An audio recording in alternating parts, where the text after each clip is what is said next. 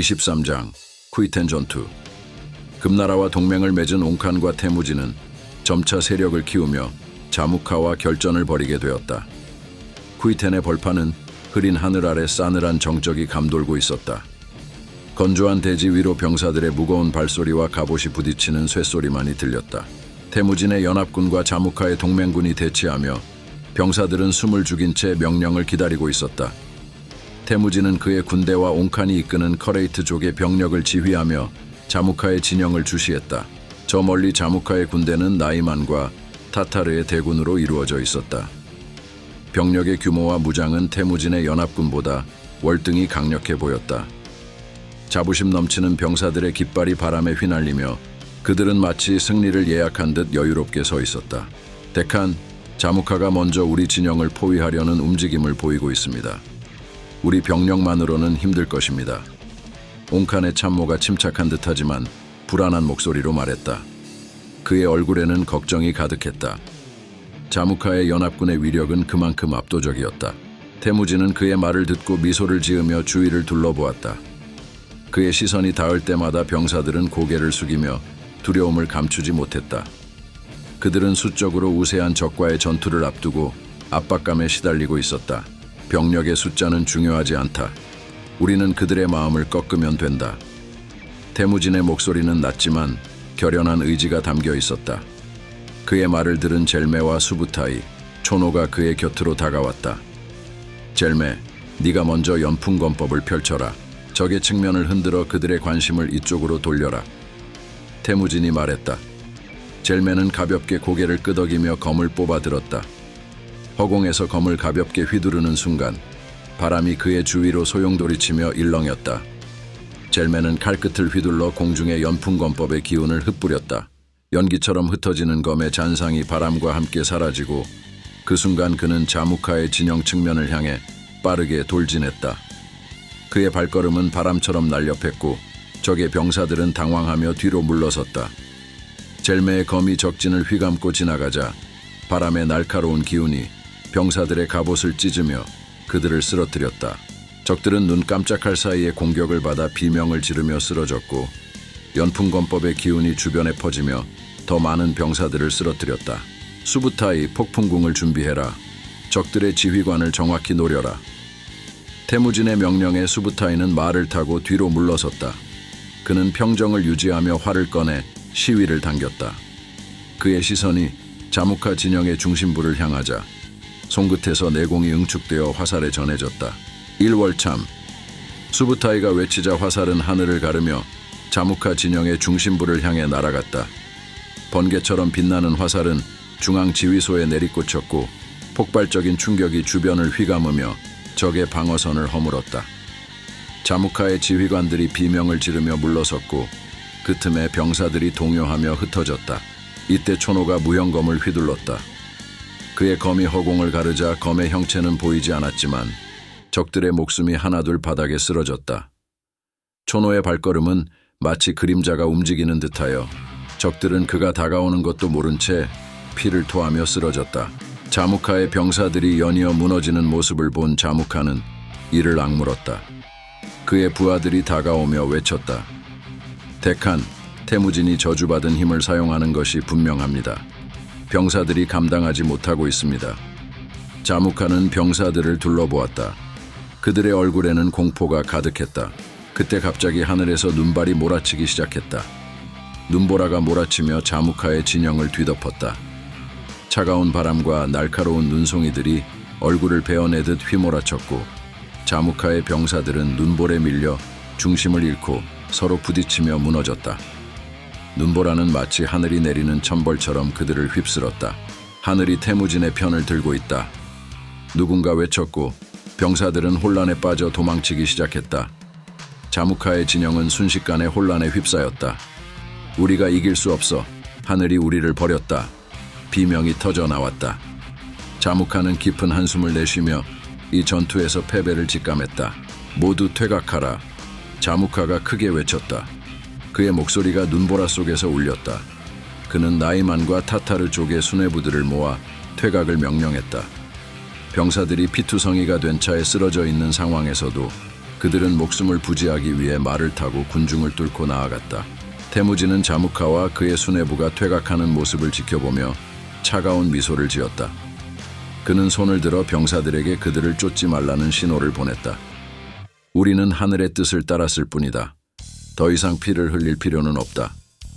전투가 끝난 후 태무진은 그가 차지한 땅을 둘러보며 말했다. 하늘이 나와 함께 있다. 이제 이 초원의 주인이 누구인지 모두 알게 될 것이다. 태무진의 목소리는 낮았지만 그의 말은 바람처럼 병사들 사이로 퍼져나갔다. 이제 태무진의 이름은 하늘이 선택한 자로 초원의 주인으로 각인될 것이었다. 자무카는 도망쳤지만 그와 그의 연합군이 받은 심리적 타격은 돌이킬 수 없었다. 태무진은 이번 전투를 통해 명확히 보여주었다. 그가 더 이상 일개 장수가 아닌 초원의 운명을 손에 쥔 자임을. 24장 쿠이텐 전투에서 승리를 거두고 태무진은 오래도록 가슴속에 맺혀있던 상처와 마주할 준비를 했다. 타이치우드 족은 그의 어린 시절을 짓밟고 가족과 떨어지게 만든 장본인들이었으며 그의 약함을 비웃고 가혹하게 학대한 족속이었다. 태무진은 그들의 시선을 잊을 수 없었다. 케를렌 강이 냉기를 품은 물가에서 매질을 당하고 조롱받았던 그 순간들이 여전히 그의 가슴속에 서려 있었다. 그런 그들이 이제 자무카와 연합해 자신을 다시 위협하려 하고 있었다. 타이치우드 족과의 전투는 단순한 힘의 겨룸이 아니었다. 그들의 방어선이 보이는 곳까지 진군한 태무진의 연합군은 모두 긴장한 표정이었다. 그의 부하들 역시 그들이 상대해야 할 적이 누구인지를 알고 있었다. 데칸, 타이치우드 족은 우리가 알던 것보다 더 강합니다. 젤메가 조심스럽게 말했다. 그의 시선은 태무진의 얼굴에 고정되었다.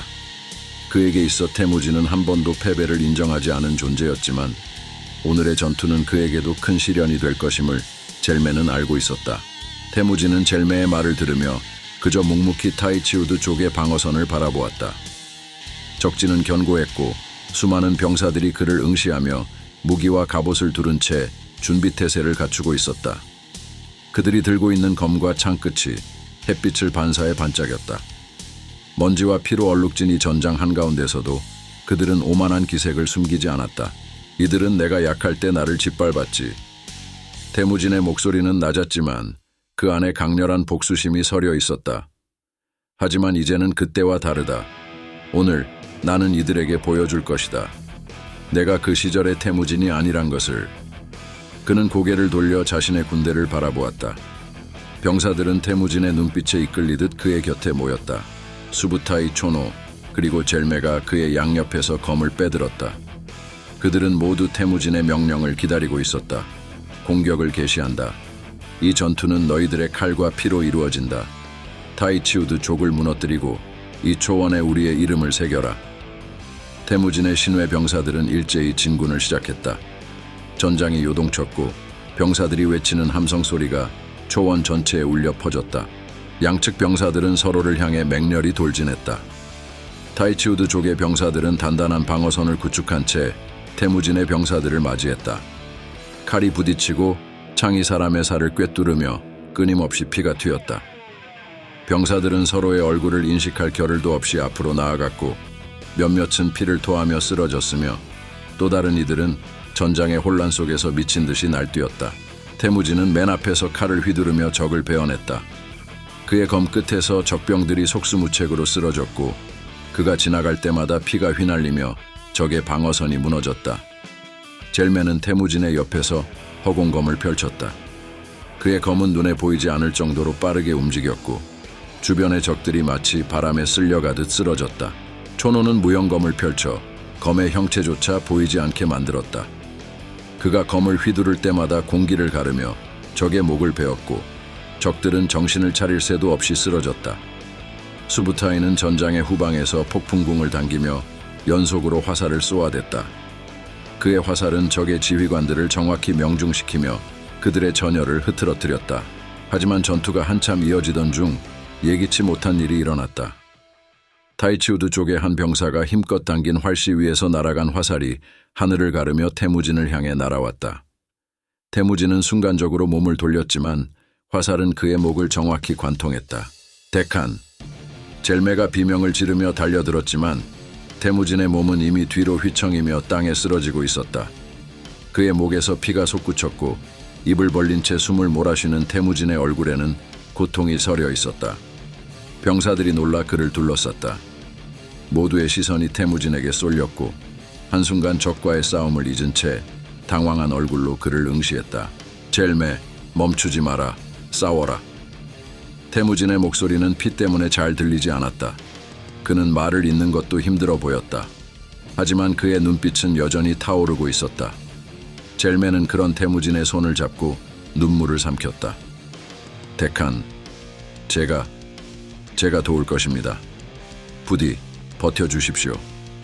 젤메는 망설임 없이 태무진의 상처에 입을 대고 피를 빨아내기 시작했다.